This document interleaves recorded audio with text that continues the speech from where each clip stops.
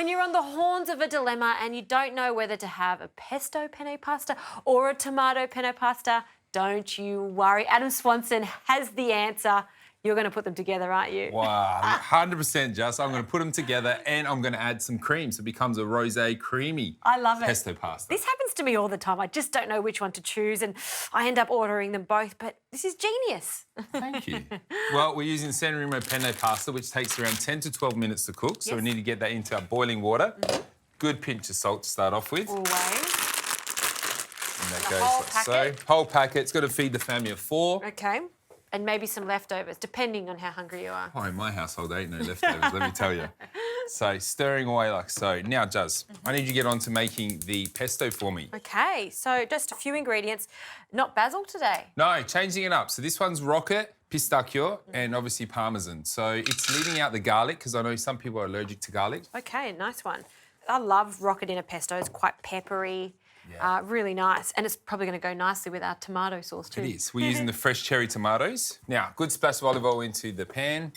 Lovely. I love what you're doing here. So the nuts and the rocket first. We're going to blitz that all together. Yes. And then we're going to add in the parmesan and then enough olive oil to bind it into a smooth paste. Okay, and you want this smooth. You don't like it to be chunky. No. Don't give me no chunky pesto. Let me tell you now, all right? I want it nice and smooth. Yes, chef. Absolutely. Thank you, And some really nice extra virgin olive oil when you're making a pesto. Good glug. Good glug. It's normally me putting that much in. I know. You're rubbing off on me. Salt, pepper. Nice. So I'm just adding the tomatoes into the pan, Juz. Okay. Just quickly get the heat up and a little bit of salt and just watch them slowly cook down and start to collapse. Nice one, and I'll give this a blend.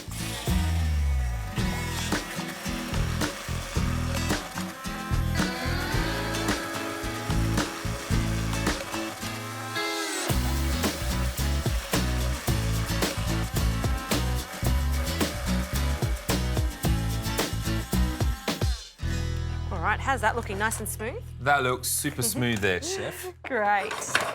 Oh, it smells good. I love it. So, the Italian flag basically is what I call this sauce, Juz. Pasta into the pan like so with the tomatoes. Now I'll get you to pour in some of that pesto for me. Pesto in. Yes. So we've got the red, green, and white from the cream and the pasta. Yeah, of course. The whole lot. Yeah, why not? I'm going to put just a little splash. So the cream almost ties it together. Yeah. Look at those Yeah, colours. Just close my eyes. Very nice. Yummo. Nice pesto. There's just something about when you toss your pasta, you can just see how glossy and velvety the sauce becomes. And I reckon it's because I see you constantly adding a little bit of that starchy water and it makes a difference to the end result. I couldn't agree more, but also finishing off the last couple minutes of cooking the pasta in the pan of your sauce helps thicken it up and flavour goes all the way through. And agitating the way you do. Yeah. Looks great. 2 plates this time. 2 plates. Trying to say something? We're not sharing? We're not sharing, because I want my own. And I can smell the rocket in that. I think it's nice to change it up, particularly if you're going to do, you know, a mix here of the tomato and a pesto. You don't want anything to be overpowering. I think rocket is a little bit more subdued. I agree. Parmesan? Yes. I think this resembles the colours of our tops, really, doesn't it? Oh my goodness, it does, doesn't it? It does. Little parmesan, little grating. One for you. Thank you. Enjoy.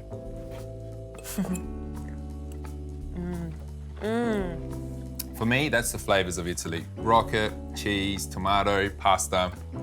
If you're stuck between a rock and a hard place and don't know whether to have your pesto or your tomato, make Adam Swanson's pasta. It is epic. Thank you. Thank you.